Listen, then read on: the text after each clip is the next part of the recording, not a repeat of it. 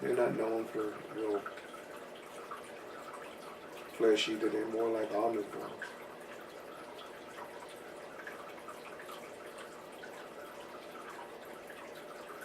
And the suckling child shall play on the hole of the asp, and in other words, the poisonous snake are not going to bite the child for playing over its hole. God's going to have all creation when he sets his kingdom up here at ease. Stand down. No more attacking humans or anything else. No one's eating each other either.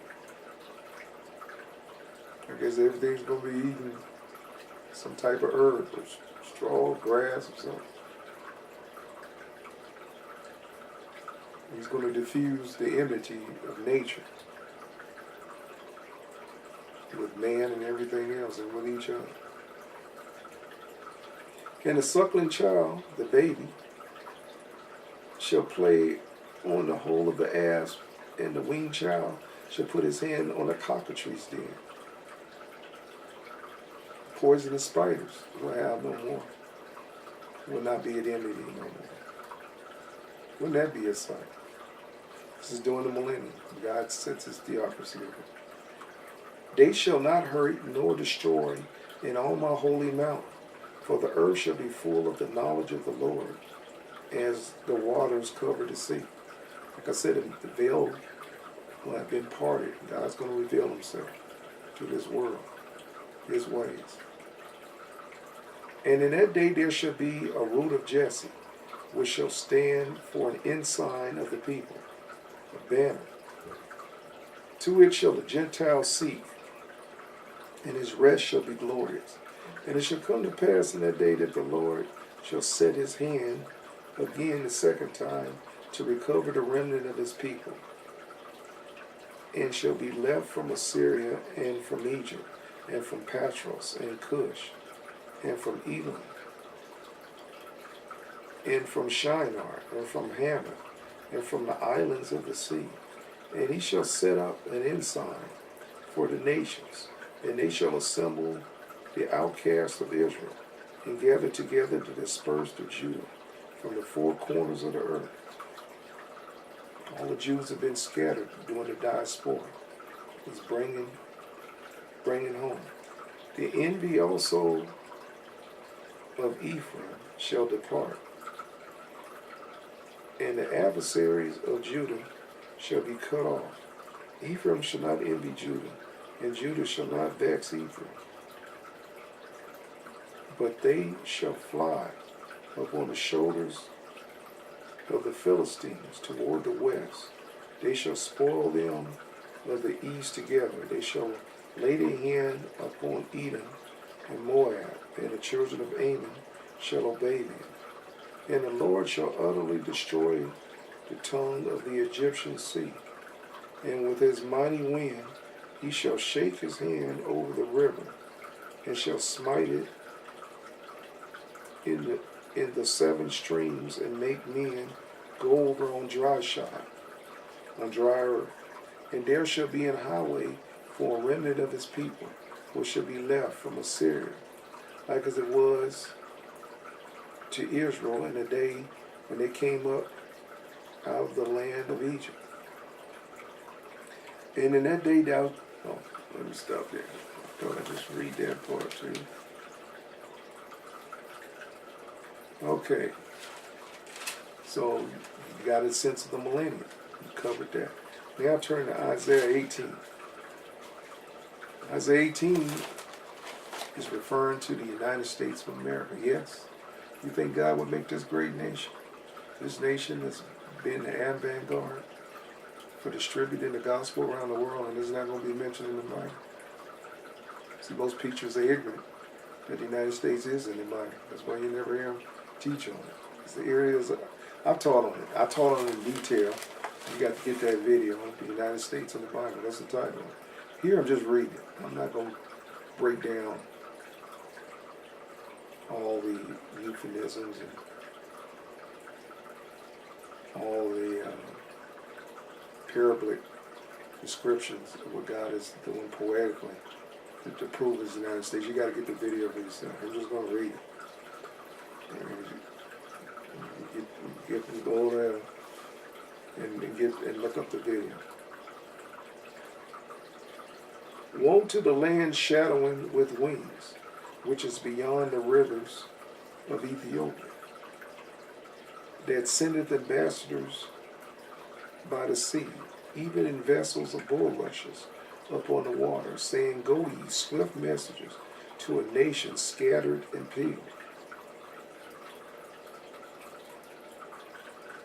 to a people terrible from their beginnings, people formed in revolution.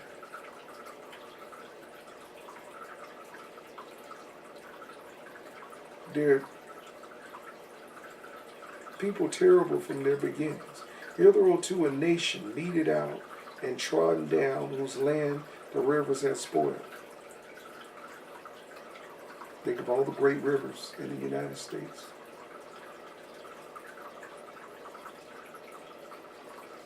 You had the Ohio River, Mississippi, Colorado.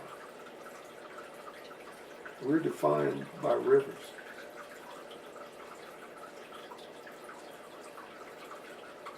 Fertile land.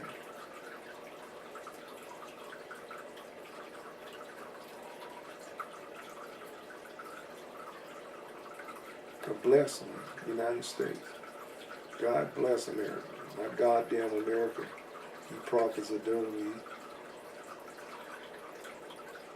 All ye inhabitants of the world and dwellers of the earth, see ye, when he lifted up an ensign on the mountains, his flag, the United States flag, the one the bozos and idiots are disrespecting in the goofy sports world, football specifically.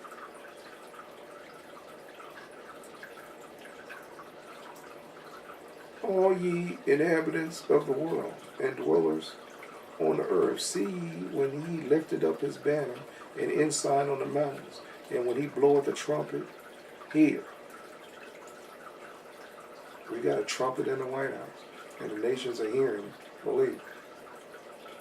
For so the Lord said unto me, I will take rest, and will consider in my dwelling place like a clear heat upon herbs, and like a cloud of dew in the heat of the harvest. See, with this great nation I established, I can take a rest. They are my stabilizers for this earth, for the wicked, to keep them in check. They used to call America, before it got so corrupt, the cop of the world, on its beat, making sure you behave. The nations to get out of line. Get smacked with a billy club from the United States. And most of these pagan heathen nations don't respect one thing, and that's force.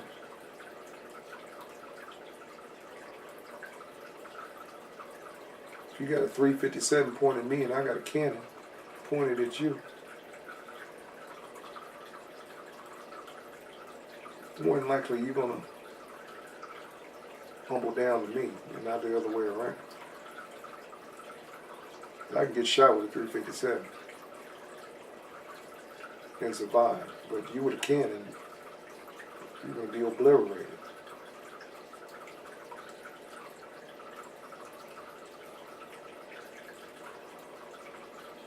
That's what the world understands, force. A cannon pointed at their head is yes, sir. That's what keeps them in check. See what we just seen, what a lawless world looks like under these fake past presidents we had, last few regimes.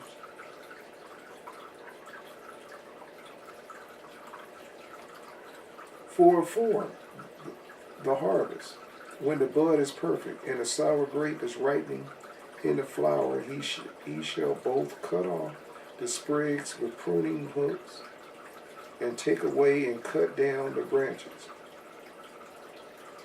They shall be left together unto the fowls of the mountains, and unto the beasts of the earth, and the fowls shall summer upon them, and all the beasts of the earth shall winter upon them.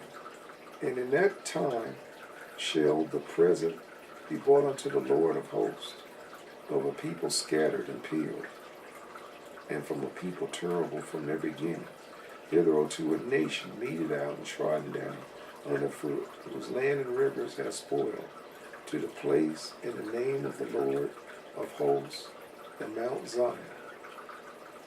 Israel and the United States becoming one.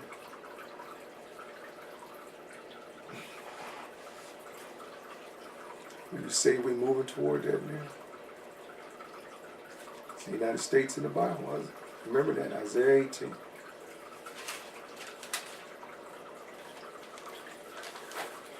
All right.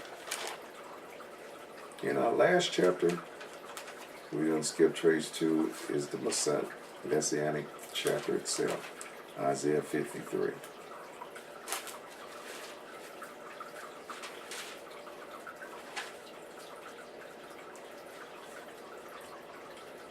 Who hath believed our report? And to whom is the arm of the Lord revealed? See, Christ didn't come looking like Christ. He came and, well, you're going to read it. We're going to read it. Let me read it. For he shall grow up before them as a tender plant, and as a root out of dry ground. He have no form, no comeliness. He doesn't have an attractive Messiah look that they have in their head. See, people have a look of a prophet, what should look like or be like. They have a look of holy man. Christ didn't fit the image. This is saying he was not desirable for as what a prophet should look like and act like. He didn't have the look. He have no form, no comeliness. And when we shall see him, there is no beauty. He wasn't an attractive man. Bible telling you right here, there was no beauty. I don't know if he was ugly or not, but point I'm making, they weren't attracted to him. So, see, when you got muscles and tall and dashing looking, and you got that hero look to you, people gravitate towards you. Like Saul. Saul was the people's king because he was tall, he was handsome, he was head and shoulders above the rest. The Bible said he was a good-looking man. Couldn't lead worth a crap, corrupt, but he looked good. That's what we had in the White House. In the past. Not now, I'm talking in the past. That's what we had, past. For he shall grow up before him as a tender plant, and as a root out of dry ground. He hath no form nor comeliness, and when we shall see him, there is no beauty that we should desire. He's ugly, get him out of here. He is despised and rejected of men, a man of sorrows, and acquainted with grief, that shows Christ's life. And we hid as if it were our faces from him. He was despised, and we esteemed him not. True. Surely he hath borne our griefs, and carried our sorrows. Yet we did not esteem him stricken, smitten of God, and afflicted. All the sins of us were poured out on Christ. Surely he hath borne our griefs, and carried our sorrows. Yet we did not esteem him stricken, and smitten of God, and afflicted. But he was wounded for our transgressions. They beat Christ all night before he got to the cross. He had gashes and cuts, I'm sure, all over his body. That was just standard procedure before Roman crucifixion. They had giant meat tenderizers they beat you with. They took chunks of flesh off of Get the if you ever seen the movie Passion of the Christ, Mel Gibson's movie, get that movie. He did a pretty good accurate job of showing the scourging that Christ went through.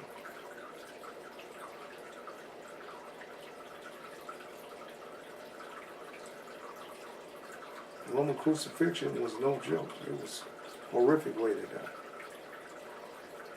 And it was a sin of a gruesome message to anybody thinking about it. Stay in your lane. Don't come out your lane. This is what's going to happen to you. And it was a public, and it was put up in the roads and public places to make an example. People passing by looking up, seeing you up on that cross. There ain't no parts of that. So they wouldn't think about it. Rebellion, whatever. Serious crime, whatever. Treason. You were on that cross. That's what basically they accused Christ of. Or falsely accused him of. But he was wounded for our transgressions. He was bruised for our iniquities. The chastisement of our peace was upon him. And with his stripes we were healed. Amen. And that's a promise you can claim every day. You don't have to accept no cancer, no any other type of disease. You can claim this promise every day. Now, I'm not one of those types that's going to mislead in my teaching whatsoever. God reserves the right to take you home with a debilitating disease if he so desires.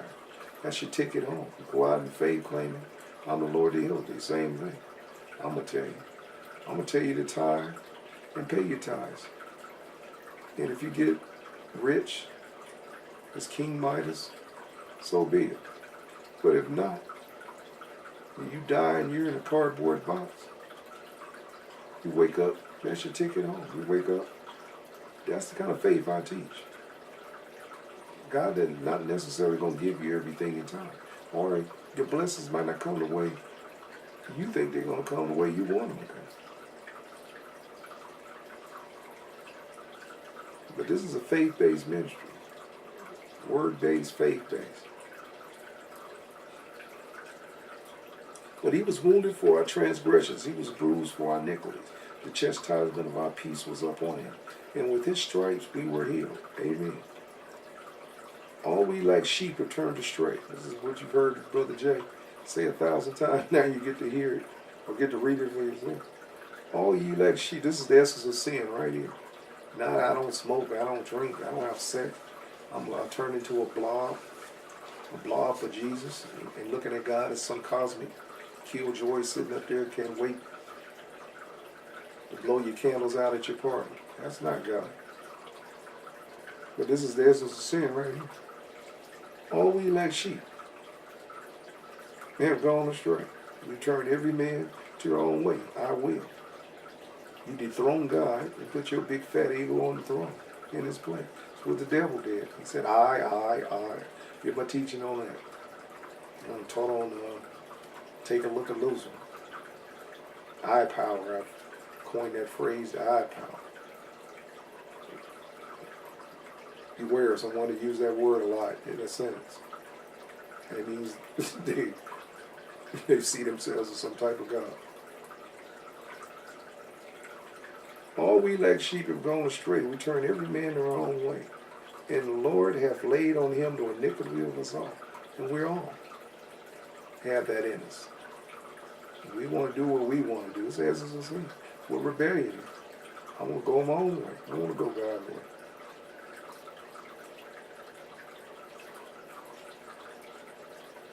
And this is boot camp down here. This is our training for eternity.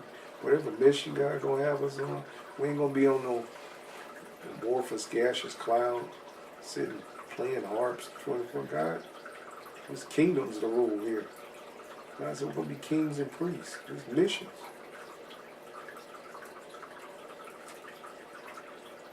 And God's going to have us, just like he trained, just like Joseph was trained for Pharaoh of Egypt. Well, his second in command, but he was ruling it like Pharaoh. Hotep is his name in the Egyptian culture. The famous Hotep. They look at him as a Pharaoh. Oh, he was oppressed and he was afflicted, yet he opened not his mouth. The Bible said he went like a dumb lamb, sheep. He didn't open his mouth. As they smote him and beat him. He is brought as a lamb to the slaughter, and as a sheep before her shears is done. So he opened not his mouth. He was taken from prison and from judgment. See, this is all prophesied by Isaiah. And I think this prophecy occurred roughly 400 to 500 years before the Messiah was to show up. But look how accurate he is. He was taken from prison and from judgment. And who shall declare this generation? For he was cut off out of the land of the living. He was crucified. For the transgression of my people was he stricken. And he made his grave with the wicked, and with the rich in his death. Very specific.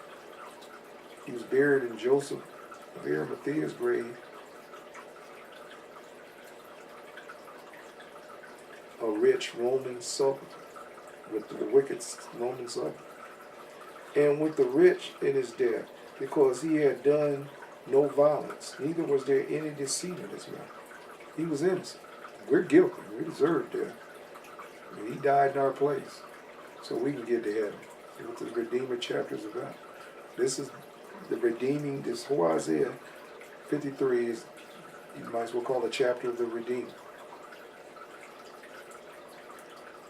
He had made his grave with the wicked and with the rich in his death, because he had done no violence, neither was there any deceit in his mouth.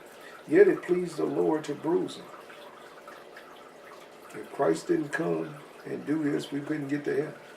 He took our place. We deserve this treatment he got, and God looks at Christ as us and looks at us as Christ, which is not guilty. And he put our guilt on him. That's what the whole idea. All his sins, all the sins of the whole world went on Christ. Mine, yours, everybody. His blood was worth enough to pay from Adam to the kid just born a few seconds ago, or the kids around the world just born a few seconds.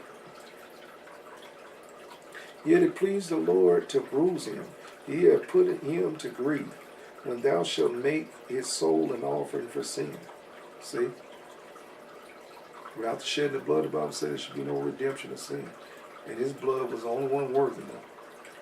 Despite what our brother, holier than thou and sister better than you, think. The Bible says all our righteous is filthy rags, a bloody tampon. It's a literal. Yet it pleased the Lord to bruise him. He had put him to grief. When thou shalt make his soul an offering for sin, he shall see his seed, he shall prolong his days, and the pleasure of the Lord shall prosper in his hand. He shall see of the travail of his soul, and shall be satisfied by his knowledge, and shall by righteous serve and justify many, for he shall bear their iniquities. Therefore will I divide him a portion with the great, and he shall divide the spoil with the strong, because he hath poured out his soul unto death, and he was numbered with the transgressors. He had the two thieves, one on the right and one on the left of the cross with him. And he bare the sin of many, and made intercession for the intercessors. Does Christ know what it's like to be tempted and to be in our nature? He came in the nature of sinful flesh and confident. So he's our intercessor. But they're making intercession for him. All right. Now I'm gonna give you some famous quotes. You can write them down from Isaiah. It's way more than this. I'll just singled out just a few that mean something to me. Isaiah 40:31. They that wait upon the Lord shall renew their strength. They shall mount up as wings of eagles. They shall run and not be weary. They shall walk and not faint. That's one of my favorites. I love that verse. Isaiah 43:11. I, even I, am the Lord, and apart from me, there is no other Savior. That was Isaiah 43:11. Isaiah 34:4 talks about the fearful heart and how God is going to raise up to destroy your enemies. So don't worry about it. They're going to get there. Isaiah 54:17. You can look that one up. Isaiah 33:22 about the Lord being our judge. And he's the judge of righteousness. Isaiah 25:1. This is a beautiful one. This is a praise verse for praising the Lord, who will save, and he said that will save us, and I will exalt you, O Lord. And this is a great praise song, right? Excuse me, great praise verse right here. Isaiah 25:1. Okay. We will revisit Isaiah and teach on other chapters later on. But I just wanted to paint it with a broad brush stroke, and we did. And I hope it benefited you. All right. If I'm the one who taught you, go on streetpriest.org, hit that donate button, tithes, offerings, first fruit, this is first fruit month. Go get the teaching if you haven't got it on first fruits, tithes, alabaster box. Good day, good evening, good night to you around the world. May you grow in faith in Jesus' name.